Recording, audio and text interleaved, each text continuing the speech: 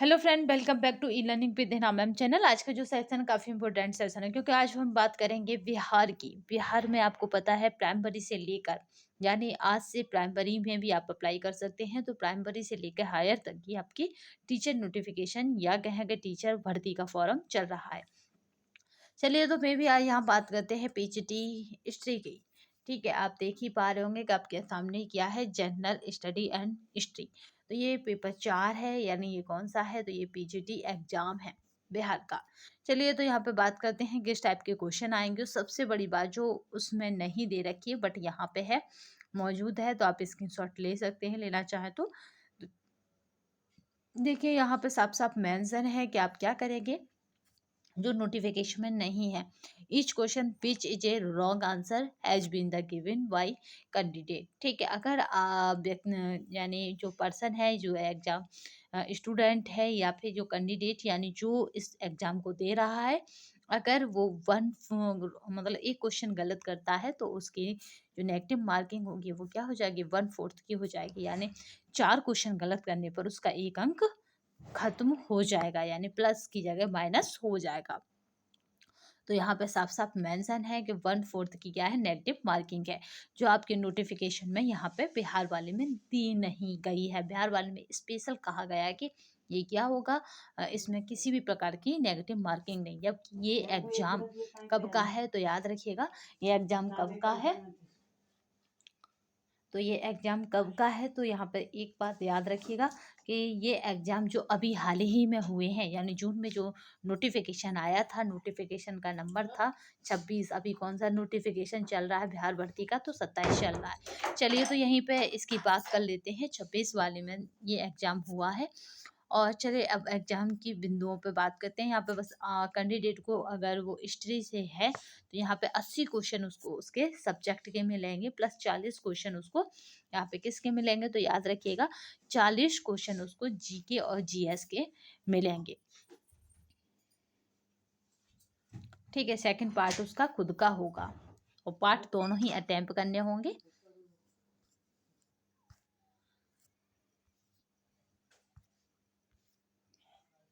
Paper दोनों language में आपको देखने को मिलेगा। तो चलिए यहाँ पे पहला क्वेश्चन देख लेते हैं।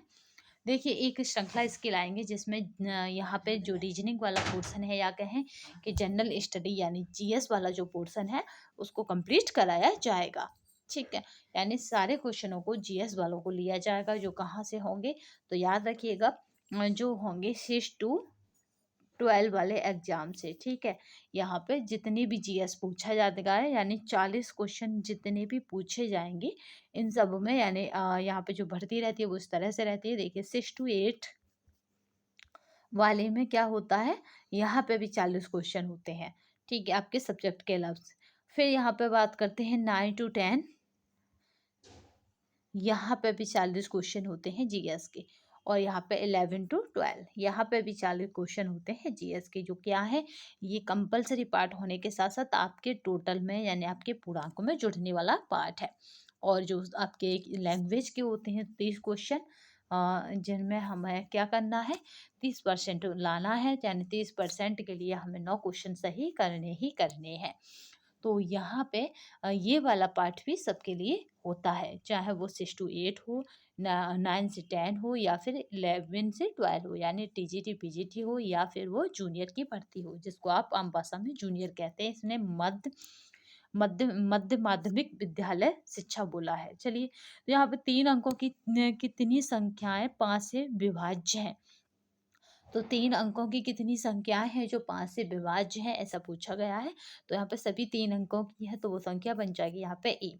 ठीक है, 180। देखिए यहाँ पे रिपीटेशन होने के चांसेस हो जाते हैं, बट यहाँ पे आपको रिपीटेशन होने के चांसेस के साथ साथ ये भी दिखाना है कि किस टाइप के क्वेश्चन यहाँ पे पूछे जाते हैं।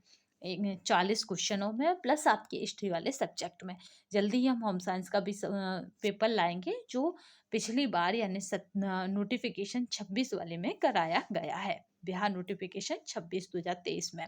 चलिए यहाँ पे जो आपको श्रृंखला दे गई है और पूछा जा रहा है कि इसका मान क्या रहेगा, तो यहाँ पे जो श्रृंखला है इसका मान रह जाएगा क्या, तो वो हो जाएगा 60.5।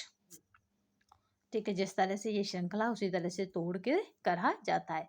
दिल्ली और आगरा के बीच की दूरी 200 किमी है। मान लीजिए कि आप दिल्ली से आगरा एक कार द्वारा जा रहे हैं। यदि आप 120 किमी के दिए औसत गति 90 किमी, यानी यहाँ पे दूरी और चाल से रिलेटेड है ये क्वेश्चन। ये रीजनिंग में भी होता है, मैथ में भी होता है। तो यहाँ पे मोस्टली आपको आंसर अब तक ए ही मिल रहा है। तो यहाँ पे 3 घंटा 20 मिनट हो जाएगा।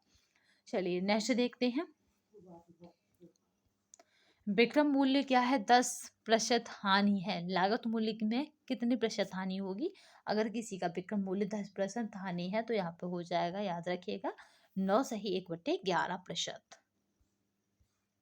एक पिज्जा वाला पहले दिन पांचवे पिज्जा, दूसरे दिन 3/4 पिज्जा। ठीक है, 3/4 का मतलब हो गया 3, इसका उसके पास इस तरह से 3/4 पिज्जा, और तीसरे दिन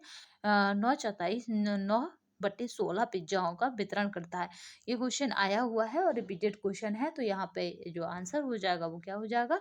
तो यहाँ पे पूछा जा रहा है तो उसे किस दिन सबसे अधिक पिज्जा वितरण किए? तो दूसरे दिन उसने क्या करा? सबसे अधिक पिज्जाओं का वितरण किया। चलिए नेक्स्ट देखते हैं।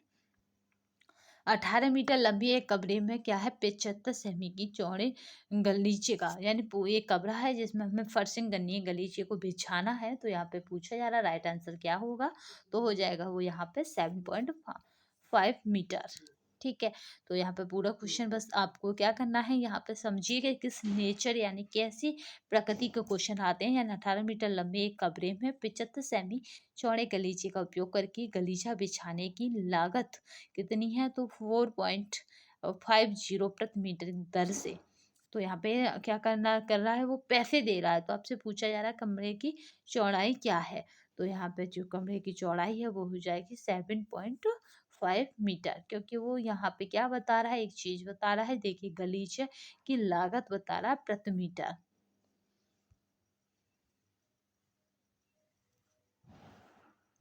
चलिए नेक्स्ट देखते हैं।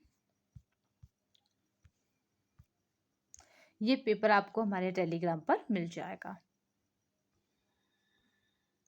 दो व्यक्ति ए और बी एक काम को 15 दिनों में पूरा करते हैं। यहाँ पे ए और बी मिलकर किसी काम को, यानी पूरा, यहाँ पे ये क्या है, ये कार्य और समय को दर्शाने वाला क्वेश्चन है। तो यहाँ पे देख लेते हैं कि कितने दिनों में। तो याद रखिएगा 60 दिनों में पूरा कर लेगा। तो यहाँ पे पूरा देख लेते हैं। यदि एक साथ काम करते हैं और ए अकेला उसी काम को 20 दिनों में पूरा करता है, तो काम अकेला भी कितने दिनों में पूरा कर देगा? तो अकेला भी अगर काम करेगा तो वो 60 दिन ले लेगा अकेला करने में। ठीक है, सातवें का जो राइट आंसर हो जाएगा वो हो जाएगा सी। चलिए नेक्स्ट देखते हैं। एक भिन्न के अंशों को हर का योग 11 है। यदि अंश में एक जोड़ा जोड़ दिया जाए और हर में से एक घटा दिया जाए तो यह 2/3 हो जाता है। भिन्न है तो यहाँ पे जो भिन्न है वो क्या हो जाएगी? तो याद रखिएगा यहाँ हो जाएगी 3/8।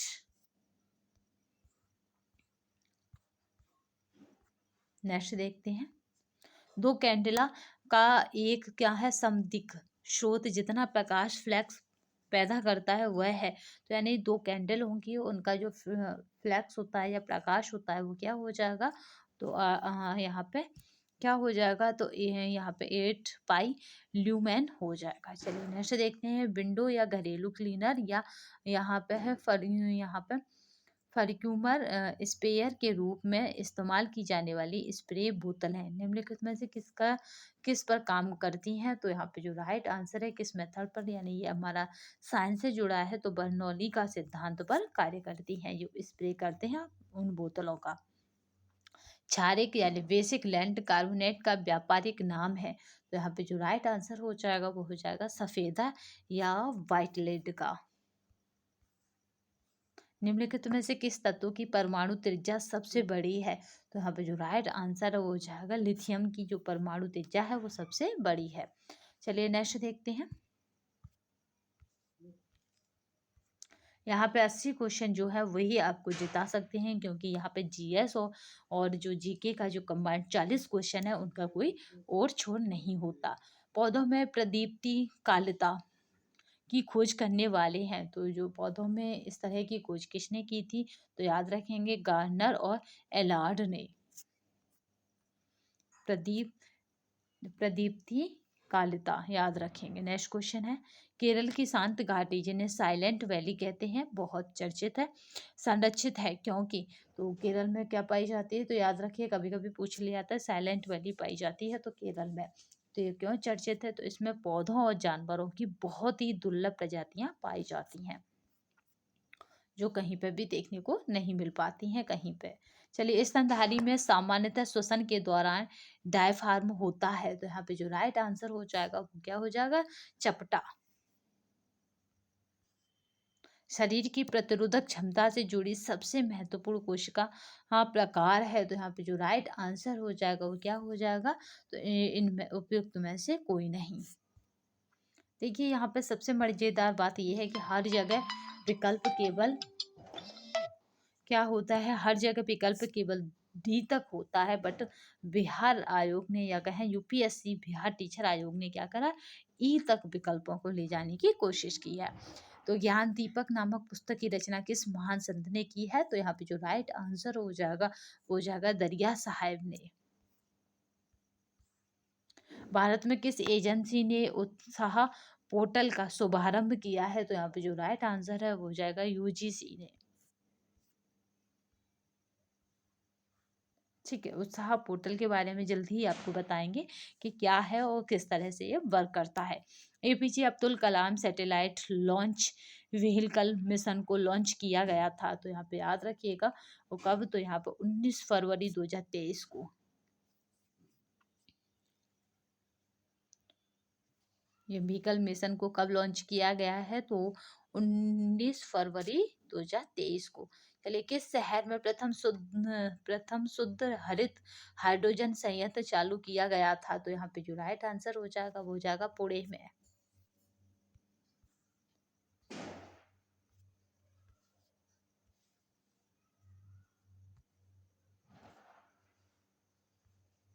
संयुक्त राष्ट्र संघ द्वारा किस वर्ष को अंतर्राष्ट्रीय मिलेट वर्ष घोषित किया गया है, राइट आंसर हो जाएगा वो हो जाएगा 2023।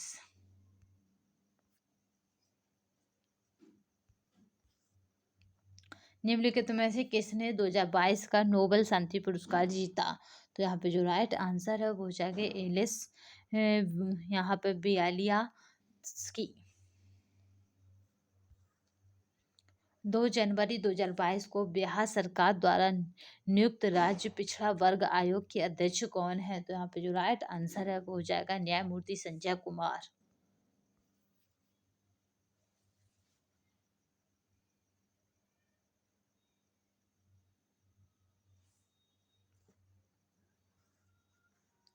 भोजपुरी की पहली फिल्म कौन सी थी, तो यहाँ पे जो राइट आंसर हो जाएगा वो हो जाएगा गंगा मैया तोय पेहरी चढ़ावे। ठीक है, भोजपुरी की पहली फिल्म या भोजपुरी की पहली फिल्म। भारत के निम्नलिखित थर्मल पावर प्रोजेक्ट को पूर्व से पश्चिम दिशा में व्यवस्थित कीजिए। जितने भी भारत में थर्मल पावर प्रोजेक्ट हैं इनको पूर्व से हमें क्या करना है, पश्चिम दिशा में परिवर्तित करना है। तो भारत से ही हमें पूर्व और पश्चिम देखना है भारत के मैप के अकॉर्डिंग। ठीक है, ध्यान रखिएगा, जो भी है हमें भारत के मैप के अकॉर्डिंग इन्हें देखना है। तो अगर हम इन्हें व्यवस्थित करेंगे तो यहाँ पे जो राइट आंसर बन जाएगा वो क्या बन जाएगा यहाँ पे, तो याद रखिएगा क्या हो जाएगा यहाँ पे, नामरूपा ओबरा।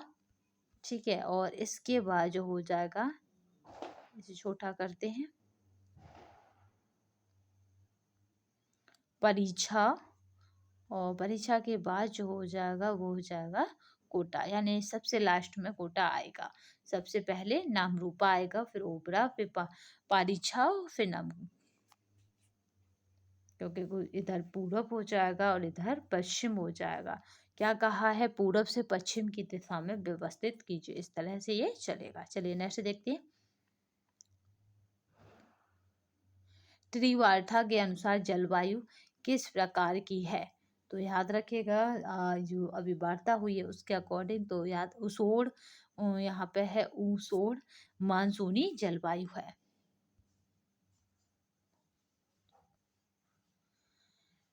टी वार्ता जो अभी सम्मेलन हुआ है उसमें चली थी, तो टी वार्ता के अनुसार भारत की जलवायु किस प्रकार की है, तो यहाँ रखेंगे उपोष्ण। उपोष्ण क्या है, मानसूनी जलवायु है। चलिए नेक्स्ट क्वेश्चन देखते हैं।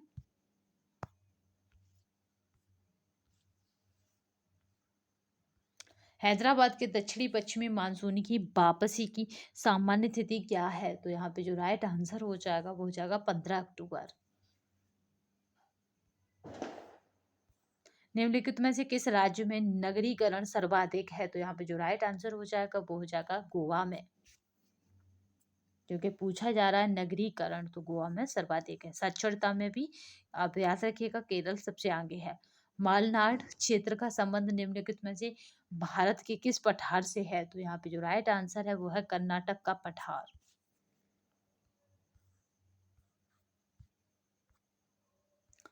दक्षिणी प्रायद्वीपीय उच्च भूमि डैश का भाग है, तो यहाँ पे जो राइट आंसर है वो है गोंडवाना लैंड।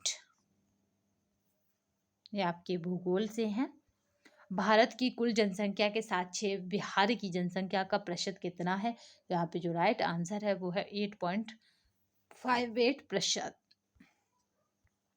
निम्नलिखित में से कौन सा जोड़ा बिहार के दक्षिणी गंगा क्षेत्र में मेल नहीं खाता है, तो यहाँ पे जो राइट आंसर है वो हो जाएगा पटना वैशाली, जबकि पटना मुंगेर गया अरवल और यहाँ पे ये मेल खाते हैं। चलिए नेक्स्ट देखते हैं।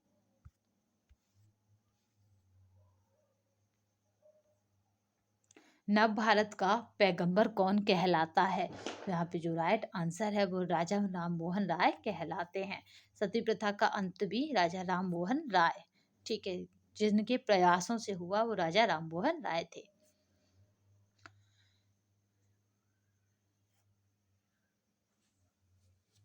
और इन्होंने ही पाश्चात्य शिक्षा को बढ़ावा देने के लिए भारत में प्रोत्साहन किया था।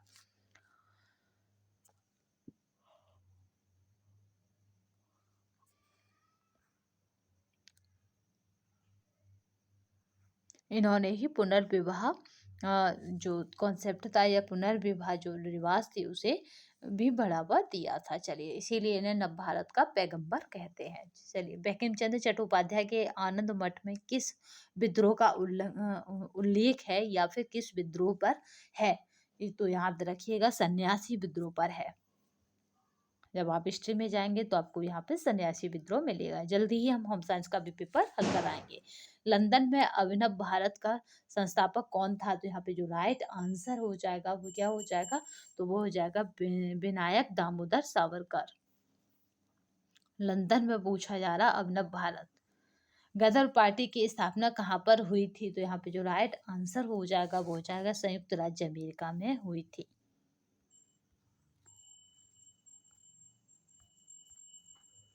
बिरसा मुंडा द्वारा किसको कमांडर इन चीफ नियुक्त किया गया था, तो बिरसा मुंडा आप बताएंगे किस राज्य से थे, इनको किस मतलब कमांडर इन चीफ इन्होंने किसको नियुक्त किया था, तो यहाँ पे जो राइट आंसर हो जाएगा वो हो जाएगा उपयुक्त में से कोई नहीं। बिहार समाजवादी पार्टी का गठन किन्होंने किया था, तो यहाँ पे जो राइट आंसर हो जाएगा वो क्या हो जाएगा, फूलन प्रसाद वर्मा और जयप्रकाश नारायण ने। बिहार प्रोविंशियल कांग्रेस कमेटी जिसका मुख्यालय पटना में है का गठन किस वर्ष हुआ था, तो यहाँ पे जो राइट आंसर है वो हो जाएगा 1908 में हुआ था।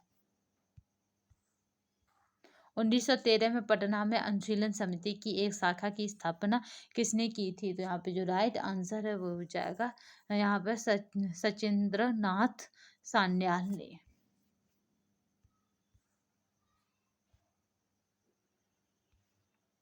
अब ये वो क्वेश्चन है 80। अब देखिए यहाँ पे वो क्वेश्चन है जो आपको क्या करने हैं, 80 क्वेश्चन यहाँ पे मिलेंगे। 40 अभी हम कर चुके जो जीके जो जीएस थे, और अब 80 क्वेश्चन, तो यानी 120 पर आपका क्या बनता है, आपकी मेरिट बनती है। तो 120 पर मेरिट बनती है। तो यहाँ पे चलिए स्टार्ट करते हैं हिस्ट्री के क्वेश्चनों को, जिन्हें हम थोड़ा जल्दी करेंगे। तो चलिए सिंधु घाटी सभ्यता में विशाल स्नानागार प्राप्त हुए थे। तो अगर सिंधु घाटी सभ्यता की बात की जाए तो इसमें इसे आधुनिक सभ्यता भी कहा जाता था, क्योंकि सिंधु घाटी सभ्यता में विशाल स्नानागार कहाँ से मिले थे, तो मोहनजोदड़ो से मिले थे। चलिए, वेदों में सबसे प्राचीन कौन सा है, तो सबसे प्राचीन अगर वेद की बात की जाएगी तो वो कौन सा वेद हो जाएगा, तो यहाँ पे दिया नहीं गया है। ऋग्वेद सबसे ज्यादा प्राचीन है, तो यहाँ पर ऑप्शन हो जाएगा इनमें से कोई नहीं। ऋग्वेदिक देवताओं में सबसे महत्वपूर्ण कौन सा देवता था, तो आप सबको पता है कि जो वर्षा के देवता थे उन्हें वो सबसे महत्वपूर्ण यानी इंद्र को सबसे महत्वपूर्ण माना जाता था ऋग्वेदिक काल में। चलिए नेक्स्ट देखते हैं। जैन धर्म का प्रथम तीर्थंकर किसे माना जाता है, तो प्रथम पूछे जा रहे हैं, तो यहाँ पे जो राइट आंसर हो जाएगा वो हो जाता है विसल देव। अंतिम कौन से तीर्थंकर हैं ये आप हमें कमेंट बॉक्स में बताएंगे, या 24वें कौन से तीर्थंकर है। तीसरी बौद्ध सभा कहाँ पर आयोजित की गई थी, तो यहाँ पे जो राइट आंसर हो जाएगा वो क्या हो जाएगा, तो याद रखिएगा तीसरी पूछा जा रहा है, तो पाटलिपुत्र में आयोजित की गई थी। मगस्थनीज किसके शासनकाल में भारत आया था, तो यहाँ पे जो राइट आंसर हो जाएगा वह चंद्रगुप्त मौर्य के शासनकाल में भारत आया था।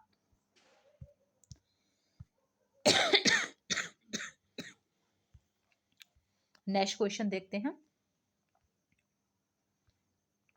हर्षवर्धन ने किस शताब्दी में शासन किया था, तो यहाँ पे जो हर्षवर्धन है उनका किस शताब्दी में है, तो यहाँ पे राइट आंसर हो जाएगा इनमें से कोई नहीं।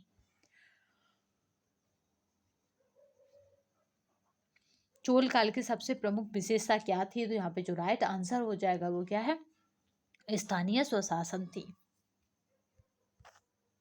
मोहम्मद गौरी और पृथ्वीराज चौहान के मध्य तराइन का द्वितीय युद्ध किस वर्ष हुआ था, तो यहाँ पे जो राइट आंसर है वो हो जाएगा 1192 ईस्वी। इल्तुतमिश की मृत्यु के बाद दिल्ली का सुल्तान कौन हुआ, तो यहाँ पे जो राइट आंसर है वो क्या हो जाएगा, यहाँ पे रुकनुद्दीन फिरोज हुआ।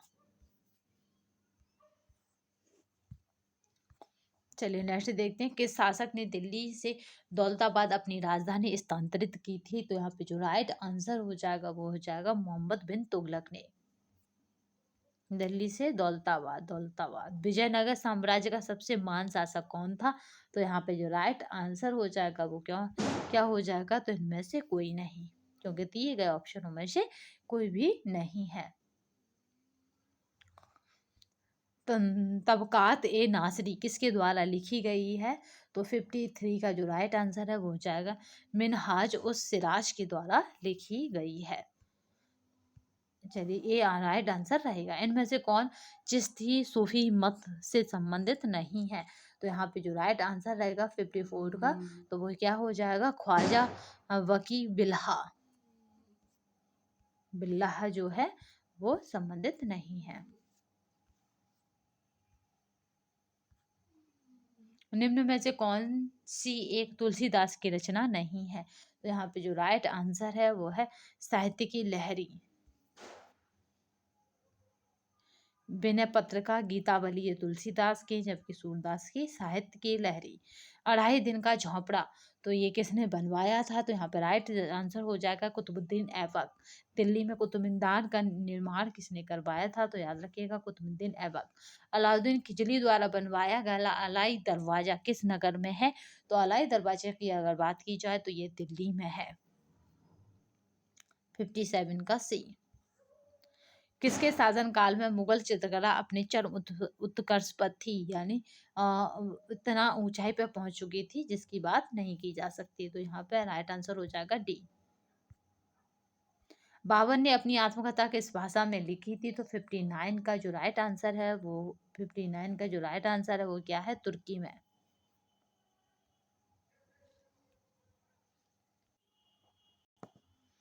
59 का जो राइट आंसर है वो क्या है तुर्की में, कई बार पूछ चुके हैं। चौसा की लड़ाई जून 1539 ईस्वी में कौन पराजित हुआ, यानी 1539 ईस्वी की बात की जाए तो कौन पराजित हुआ, यानी चौसा का युद्ध किसके बीच हुआ था, ये भी क्वेश्चन बन जाता है। तो चौसा का युद्ध में कौन पराजित हुआ, तो याद रखिएगा हुमायूं पराजित हुए। पानीपत का युद्ध, खानवा का युद्ध, औपक चख यानी चौसा का युद्ध। ठीक है, चलिए ये लगभग एक साथ घटित होने वाली घटना थी। 1575 ईस्वी में अकबर ने कहाँ पर इबादत खाना स्थापित किया था? तो यहाँ पे राइट आंसर जो हो जाएगा इनमें से कोई नहीं। ठीक है, इबादत खाना यानी पूजा पाठ वाली जगह थी। चलिए, अकबर ने तीर्थ यात्रा पर किस वर्ष बंद किया? अकबर ने तीर्थ यात्रा कर यानी टैक्स जो लगता था तीर्थ यात्रा पर, वो किस वर्ष बंद किया? तो याद रखेंगे, मोस्ट इम्पोर्टेंट है, तो ये 1563 में है।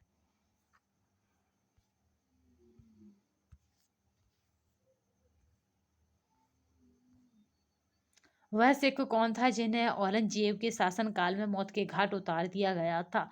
क्योंकि उनके बेटे की मदद की वजह से। तो यहाँ पे जो राइट आंसर हो जाएगा वो क्या हो जाएगा? तो यहाँ पे जो राइट आंसर होगा वो होगा उपयुक्त में से कोई नहीं। बीजापुर तथा गोलकुंडा के राज्य किसके शासनकाल में मुगल साम्राज्य में मिलाए गए थे? तो यहाँ पे जो राइट आंसर हो जाएगा वो हो जाएगा औरंगजेब के शासनकाल में मिलाए गए थे बीजापुर और गोलकुंडा के राज्य।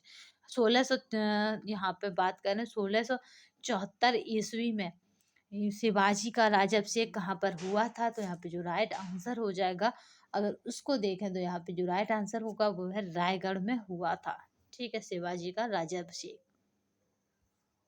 चित्तौड़ पर अधिकार करने के बाद अलाउद्दीन खिलजी ने उसे क्या नाम दिया? तो यहाँ पे जो राइट आंसर है वो हो जाएगा क्या नाम दिया? तो उपयुक्त में से कोई नहीं।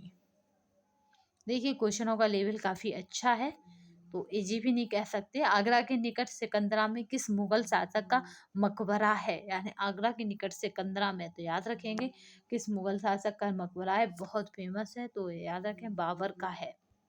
यहाँ पे दो मकबरे बने हुए हैं, बाबर और यहाँ पे जोधा बेगम का भी।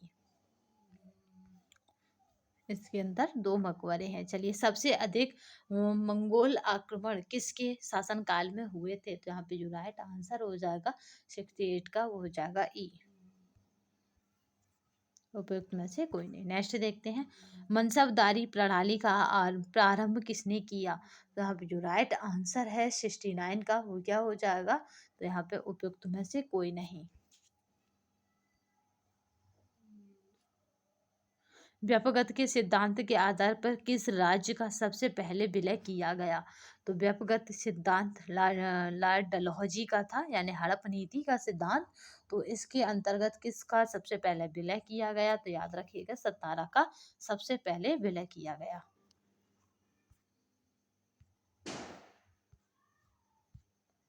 चलिए, नेक्स्ट क्वेश्चन देखते हैं। 1800 ईस्वी में लॉर्ड वेलेजली ने प्रशासनिक सेवकों को प्रशिक्षण देने के लिए फोर्ट विलियम कॉलेज की स्थापना की। स्थापना कहाँ पर की? तो यहाँ पे जो राइट आंसर हो जाएगा वो क्या हो जाएगा? कलकत्ता में की। रेगुलेटिंग एक्ट किस वर्ष पारित किया गया था? तो यहाँ पे जो राइट आंसर है वो क्या है? तो 1773 में पारित किया गया था। सालवाई की संधि किस युद्ध की समाप्ति थी? तो यहाँ पे जो राइट आंसर हो जाएगा वो क्या हो जाएगा? तो यहाँ पे प्रथम आंग्ल मराठा युद्ध की समाप्ति थी। किसकी? सालवाई संधि की। ठीक है, यानी ये युद्ध खत्म करने के लिए सालवाई संधि हुई। कलकत्ता यानी अब कोलकाता मेडिकल कॉलेज की स्थापना किसके द्वारा की गई थी? तो यहाँ पे जो राइट आंसर हो जाएगा वो क्या हो जाएगा? इनमें से कोई नहीं। ठीक है, यहाँ पे जो राइट आंसर हो जाएगा वो हो जाएगा ई, यानी इनमें से कोई नहीं। किस एक्ट के द्वारा ईसाई मिशनरियों की गतिविधियों पर लगी रुकावटों को हटा दिया गया? तो जो राइट आंसर था यहाँ पे वो क्या हो जाएगा? किस एक्ट के द्वारा? तो यहाँ पे राइट आंसर याद रखिएगा, तो यहाँ पे राइट आंसर हो जाएगा उपयुक्त में से कोई नहीं। ये कौन सी आंसर की है? तो याद रखेंगे ये आयोग के द्वारा, यानी बिहार आयोग के द्वारा मानी गई आंसर की को आपको यहाँ पे बताया जा रहा है। चलिए, उसी के अकॉर्डिंग आंसर बताए जा रहे हैं, पर हो सकता है इस बार क्या हो कि क्वेश्चन में वही ऑप्शन रख दिया जाए जिनमें अभी चल रहा है कि इनमें से कोई नहीं। चलिए, वेदों की ओर वापस चलो का नारा किसने दिया था? तो यहाँ पे जो राइट आंसर हो जाएगा वो हो जाएगा दयानंद सरस्वती ने।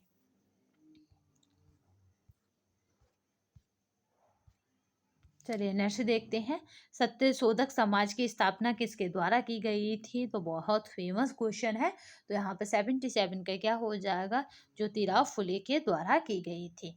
अल्बर्ट बिल विवाद के समय में कौन वायसराय था? तो यहाँ पे 78 की बात करेंगे तो 78 में हो जाएगा लॉर्ड रिपन क्या थे उस समय वायसराय थे। नेक्स्ट देखते हैं, property and un British rule in India किसके द्वारा लिखी गई है? तो वो कौन थे? तो यहाँ पे 79 का जो राइट आंसर हो जाएगा वो हो जाएगा दादा भाई नौरोजी। इन्होंने ही सबसे पहले इकोनॉमी पर, भारत की इकोनॉमी पर ध्यान दिया था ब्रिटिश काल में। 1909 ईस्वी में करजन वायली किसके हाथों मारा गया था? तो यहाँ पे याद रखेंगे राइट आंसर क्या हो जाएगा किसके हाथों? तो वो थे मदन लाल धिंगड़ा के हाथों मारा गया था। जलियांवाला हत्याकांड किस दिनांक में हुआ था? तो यहाँ पे जो राइट आंसर हो जाएगा उसकी अगर बात की जाए तो उपयुक्त में से कोई नहीं। ठीक है, जलियांवाला कांड कब हुआ था? तो 1919 को हुआ था, पर ये पूछ रहे हैं कि किस दिन हुआ था। यहाँ पे दिन बहुत इंपॉर्टेंट है, तो सन आपस में मिलती हैं, तो यहाँ पे राइट आंसर क्या हो जाएगा? उपयुक्त में से कोई नहीं। भारतीय राष्ट्रीय कांग्रेस ने अपने किस अधिवेशन में पूर्ण स्वराज्य की प्राप्ति को अपना लक्ष्य घोषित किया था? तो यहाँ पे जो राइट आंसर हो जाएगा वो हो जाएगा उपयुक्त में से कोई नहीं। चलिए नेक्स्ट देखते हैं,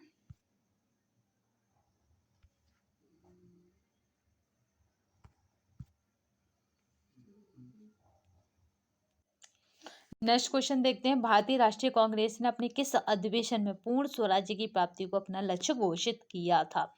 तो यहाँ पे जो राइट आंसर है वो क्या है हो जाएगा? उपयुक्त में से कोई नहीं। ठीक है, ठीक है, कराची अधिवेशन था वो, याद रखिएगा 1931 का, जिसमें पूर्ण स्वराज्य की मांग या पूर्ण स्वराज्य की मांग रखी गई थी। चलिए, किस दिनांक को नेताजी सुभाष चंद्र बोस ने स्वतंत्र भारत की अस्थायी सरकार बनाई? तो यहाँ पे जो राइट आंसर है वो क्या हो जाएगा? तो 21 अक्टूबर 1943 को। नेक्स्ट देखते हैं, भारत की स्वतंत्रता के समय ब्रिटेन का प्रधानमंत्री कौन था? यानी जब भारत स्वतंत्र हुआ तब ब्रिटेन का प्रधानमंत्री क्लीमेंट एटली था। मोस्ट इंपोर्टेंट क्वेश्चन है। धर्म सुधार का अग्रदूत किसे कहा जाता है? तो धर्म सुधार का अग्रदूत किसे कहा जाता है? तो याद रखिएगा मार्टिन लूथर को कहा जाता है। यहाँ पे आपको राजा राम मोहन राय भी मिल जाएंगे फंसाने के लिए। चलिए नेक्स्ट देखते हैं, बोस्टन टी पार्टी के नेतृत्व किसने किया था? तो यहाँ पे जो राइट आंसर हो जाएगा वो हो जाएगा यहाँ पे सैमुअल एडम्स ने किया था। यानी यहाँ पे क्या है, आपको वर्ल्ड हिस्ट्री भी पूछी जा रही है। जर्मनी का एकीकरण पूर्ण हुआ? तो यहाँ पे 87 की बात करें तो किस दिन? तो फ्रैंकफर्ट की संधि से। पेरिस की शांति सम्मेलन 1919 में फ्रांस का प्रतिनिधित्व किसने किया था? तो यहाँ पे जो राइट आंसर है वो हो जाएगा क्लीमेंशू ने।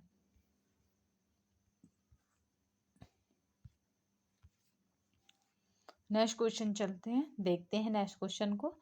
किस देश ने पर्ल हार्बर स्थित संयुक्त राज्य अमेरिका के नौसैनिक बेड़े पर दिसंबर 1941 पर आक्रमण किया था? तो यहाँ पे जो राइट आंसर हो जाएगा वो है जापान। इंग्लैंड में 1918 के जन प्रतिनिधित्व अधिनियम द्वारा कुछ संपत्ति की योग्यताओं के होने पर जिनकी आयु की स्त्रियों को मताधिकार प्रदान किया गया, तो वो यहाँ लग राइट आंसर हो जाएगा वो था उपयुक्त में से कोई नहीं। नेक्स्ट क्वेश्चन देखते हैं, रोम में कुलीन वर्ग जाना जाता था? यहाँ पे जो राइट आंसर हो जाएगा वो क्या हो जाएगा? पैट्रिशियन। ठीक है, यानी कुलीन वर्ग को क्या कहा जाता था रोम में? तो पेट्रिशियन कहा जाता था। चलिए नेक्स्ट देखते हैं, यूरोप के किस देश में पुनर्जागरण के बाद नागरिक समाज प्रारंभ हुआ? तो यहाँ पे जो राइट आंसर है वो क्या हो जाएगा? तो याद रखेंगे इटली में ऐसा हुआ था। किस युद्ध के बाद सिमोनोसे की संधि हुई थी? तो यहाँ पे याद राइट आंसर जो रहेगा वह है चीन और जापान युद्ध। कब? 1894 से 95। यह श्वेत मनुष्य का कर्तव्य था कि अशिक्षित देशों को शिक्षित बनाए। यह किसने कहा था? तो यहाँ पे जो राइट आंसर है ये किसने कहा है? तो रुडायर्क यहाँ पे याद रखेंगे किपलिक ने कहा है। बस इतना आ जाता है कभी कभी किपलिंग ने कहा है।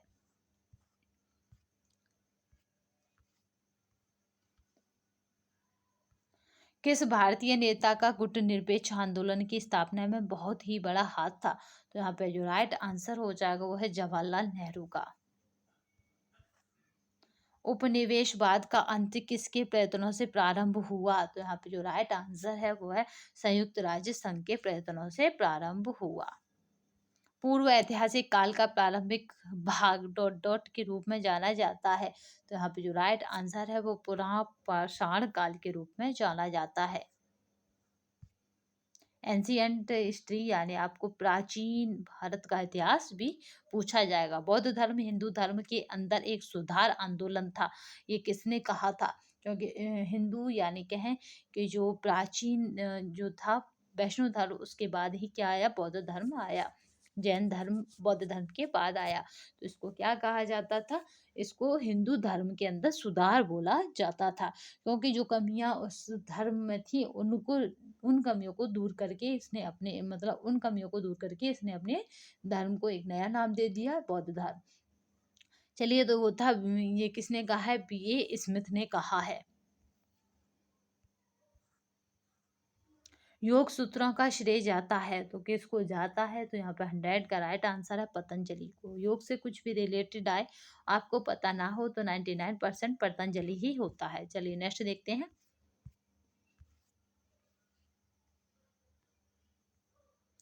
मुगलों के द्वारा बिहार के किस नगर को पुनर्विकसित किया गया था? तो यहाँ पे जो राइट आंसर हो जाएगा वो क्या हो जाएगा? तो वो पटना हो जाएगा। किस सुल्तान ने अपने आप को सिकंदर सानी के रूप में प्रस्तुत किया था? तो यहाँ पे जो राइट आंसर है वो हो जाएगा अलाउद्दीन खिलजी। मनुष्य पैदा तो स्वतंत्र हुआ है, लेकिन हर तरफ बेड़ियों में जकड़ा हुआ है, इसे किसने कहा था? तो यहाँ पे जो राइट आंसर है वो है रूसो ने कहा है।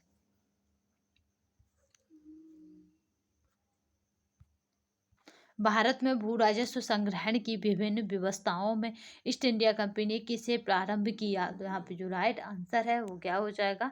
तो उपयुक्त में से एक से अधिक। भारतीय कृषि के व्यवसायीकरण ने ब्रिटिश पूंजीपति वर्ग को ही लाभान्वित किया, लेकिन भारतीय कृषक वर्ग को नहीं। यह किसने लिखा है? तो यहाँ पे जो राइट आंसर है वो क्या हो जाएगा? तो रजनी पाम दत्त ने कहा है।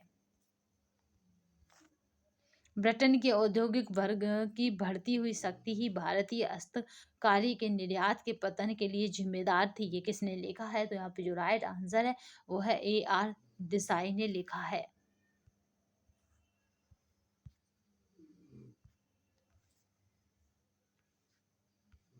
चलिए नेक्स्ट देखते हैं। 1857 की क्रांति भारतीय स्वतंत्रता का प्रथम युद्ध था, ये किसने कहा है? तो यहाँ पे जो राइट आंसर है वो क्या है? तो BD सावरकर ने कहा है। मोस्ट कोटेशन है, ऐसा नहीं है कि जो हिस्ट्री में मैं करा रही हूँ वो GS या GK का पार्ट नहीं है। तो जो हिस्ट्री के बच्चे हैं उनके लिए तो इम्पोर्टेंट है, साथ में होम साइंस के जो क्वेश्चन में बैठने वाले हैं, यानी होम साइंस के PGT स्टूडेंट हैं जिनका पेपर मैं कल कराऊंगी, उनके लिए भी ये इम्पोर्टेंट है, क्योंकि इसके कुछ क्वेश्चन आपको हो सकता है 40 यानी 1 से 40 वाले क्वेश्चन सेट में मिल जाए, यानी GK और GS वाले क्वेश्चन सेट में मिल जाए। 1857 की क्रांति भारतीय स्वतंत्रता का प्रथम युद्ध था। बहुत मोस्ट इंपोर्टेंट क्वेश्चन है, तो याद रखिएगा VD सावरकर की। भारतीय युवाओं को विकास किसका संदेश था कि शक्तिशाली और निडर बनो? तो यहाँ पे जो राइट आंसर है, यानी किसने कहा था कि आप निडर रहिए, शक्तिशाली रहिए? तो वो थे स्वामी विवेकानंद। उन्होंने कहा था जिंदगी लंबी हो और छोटी हो, तो यानी आप बड़े काम करें पर कैसी हो? छोटी का मतलब था आप काम बड़े करें पर उम्र ना बड़ी हो। किसने जागरूक हिंदुओं के विरुद्ध याचना का आयोजन किया जो सती के जलाने के पक्षधर थे? तो यहाँ पे जो राइट आंसर हो जाएगा वो हो जाएगा राजा राममोहन राय, जो मैंने अभी कहा था कि इनके ही प्रयासों से सती प्रथा का अंत हो पाया था। कांग्रेस संगठन में कांग्रेस संगठन में उदारवादियों पर आक्रमण करने के लिए सुरक्षित बाल्ब सिद्धांत का किसने प्रयोग किया था? तो यहाँ पे जो राइट आंसर हो जाएगा वो क्या हो जाएगा? तो यहाँ पे लाला लाजपत राय, इन्हों की लाठी चार्ज में इनकी मृत्यु हो गई। असहयोग आंदोलन जिस दिन शुरू हुआ था उसी दिन बहुत बड़े राजनीतिक की मृत्यु हुई, तो याद रखिएगा लाला लाजपत राय की मृत्यु हुई थी। किसने कहा था कि बंगाल विभाजन के बाद ही भारत में वास्तविक जागरूकता आई? तो बंगाल विभाजन कब हुआ था ये आप कमेंट बॉक्स में बताएंगे। किसने कहा था कि बंगाल विभाजन के बाद ही भारत में वास्तविक जागरूकता आई? तो ये 1911 का राइट आंसर जो हो जाएगा वो है महात्मा गांधी। ठीक है, 1905। किस कांग्रेस अधिवेशन में यह निर्णय लिया गया कि प्रत्येक वर्ष 26 जनवरी को स्वतंत्रता दिवस मनाया जाएगा? तो यहाँ पे जो राइट आंसर है वो क्या हो जाएगा? लाहौर अधिवेशन 1929 में। कराची अधिवेशन 1931 में क्या था? स्वतंत्रता की बात कही गई या पूर्ण स्वराज्य की बात की गई। ब्रिटिश सरकार को उखाड़ फेंकने के लिए किसने एक हिंसात्मक भूमिगत आंदोलन को संगठित किया था? तो यहाँ पे राइट आंसर हो जाएगा वो क्या? इनमें से कोई नहीं। ठीक है, हिंसागत किसी ने भी नहीं करा था इनमें से। किसने मुसलमानों को विद्रोह करने के लिए काफी कमजोर माना और मुसलमान संप्रदाय के प्रति सरकारी दृष्टिकोण में परिवर्तन की है हिमायत की थी? तो यहाँ पे जो राइट आंसर है वो हो जाएगा डब्ल्यू हंटर ने।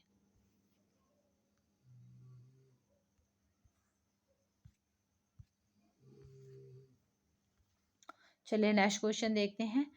64 दिन की भूख हड़ताल के बाद जेल में जतिन दास की मृत्यु हुई थी। किस भारतीय नेता ने जतिन दास की प्रशंसा की थी? तो यहाँ पे जो राइट आंसर है वो क्या हो जाएगा? जवाहरलाल नेहरू ने।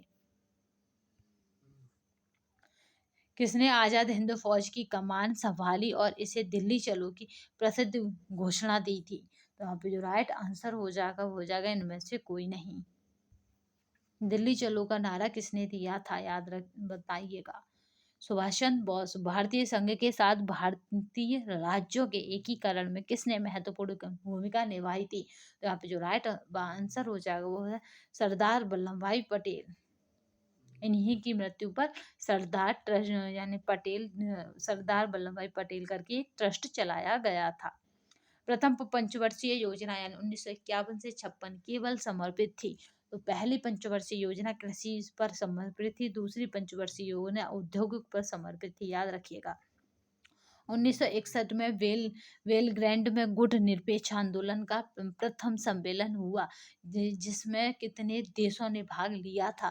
तो यहाँ पे जो राइट आंसर है वो हो जाएगा 25 देशों ने भाग लिया था। हमारे जीवन से एक प्रकाश चला गया और चारों तरफ अंधेरा ही अंधेरा है, राष्ट्रपिता अब नहीं रहे। महात्मा गांधी की मृत्यु पर ये शब्द किसने कहे थे? तो यहाँ पे जो राइट आंसर है वो क्या हो जाएगा? तो जवाहरलाल नेहरू ने कहे थे कि हमारे जीवन से उजाला चला गया, अब अंधेरा ही अंधेरा है। ठीक है, याद रखिएगा ये कोटेशन काफी इंपॉर्टेंट है। हमारे जीवन से एक प्रकाश चला गया और चारों तरफ अंधेरा ही अंधेरा, कैसी भी आ जाए थोड़े बहुत बदल गए, बट याद रखिएगा एक प्रकाश चला गया और अंधेरा ही अंधेरा है। तो ये किसने कहा था? तो ये जवाहरलाल नेहरू ने कहा था। तो आज की श्रृंखला में बस इतना ही। नेक्स्ट सेशन में फिर मिलेंगे। देखिए यहाँ पे साफ साफ मेंशन है कि आपका क्या है। यहाँ पे उम्मीदवार द्वारा 11 पॉइंट को देखिएगा और पेपर में भी आप कोशिश करिएगा इसी तरह देखने की। यहाँ पे देखिए उम्मीदवार द्वारा प्रत्येक प्रश्न के गलत उत्तर के लिए प्रश्न हेतु निर्गत किए गए अंकों का 1/4 अंक दंड के रूप में काट दिया जाएगा। तो यानी नेगेटिव मार्किंग है जो नोटिफिकेशन में नहीं दिखाई गई है, बट यहाँ पे नेगेटिव मार्किंग को स्पष्ट मार्कशीट में दिखाया गया है। ठीक है, तो आज की श्रृंखला के लिए बस इतना ही। नेक्स्ट सेशन में फिर मिलेंगे, तब तक के लिए धन्यवाद। वंदे मातरम, जय हिंद। कल का हमारा जो पेपर रहेगा वो होम साइंस से रहेगा, बट हमने ये पेपर हिस्ट्री वाला इसलिए पूरा कराया है क्योंकि 40 वाले जो क्वेश्चन हैं जो कॉमन क्वेश्चन और उसमें हिस्ट्री का पार्ट भी हमें काफ़ी देखने को मिला है। तो बस आयोग पे इतना समय नहीं है कि वो अलग से पेपर डिजाइन करे, कुछ इधर ही उधर घुमा फिरा के पेपर को डिजाइन कर दिया जाएगा। तो आज के लिए बस इतना ही। नेक्स्ट सेशन में फिर मिलेंगे, तब तक के लिए धन्यवाद। वंदे मातरम, जय हिंद। क्योंकि यहाँ पे देखिएगा 40 क्वेश्चन आपको जीए के और जीएस से होंगे और आपके बाद बाकी यानी आपको 80 क्वेश्चन कहाँ से मिलेंगे? तो 80 क्वेश्चन आपके सेकंड भाग यानी सब्जेक्ट के होंगे।